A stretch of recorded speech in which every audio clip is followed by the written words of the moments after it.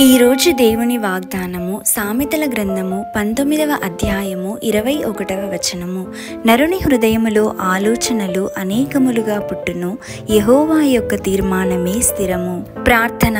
పరిశుద్ధమైన దేవా, కృపగల తండ్రి, మీ పాదములకు లెక్కలేని స్తోత్రములు చెల్లిస్తున్నాం ప్రభువా. అవును తండ్రి, ఈ లోకరీతిగా జీవిస్తున్న మేము మా ఆలోచనలను బట్టి, మాకు కలిగిన జ్ఞానమును బట్టి హృదయములో అనేక ఆలోచనలు చేస్తూ మీ చిత్తమును నిర్లక్ష్యపరిచే వారముగా ఉన్నందుకు మమ్మల్ని క్షమించండి.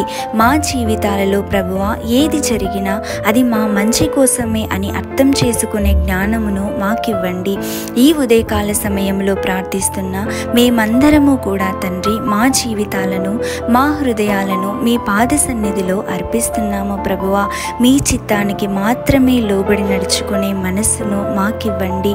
మా ప్రతి పరిస్థితిలో కూడా మీ తీర్మానమే స్థిరము అని తెలుసుకునే జ్ఞానమును, మా కొరకు దాచి ఉంచిన ప్రతి మేలును పొందుకునే భాగ్యమును మా అందరికీ అనుగ్రహించుమని నజరేయుడైన యేసు నామములో అడిగి వేడుకొని పొంది ఉన్నాము తండ్రి.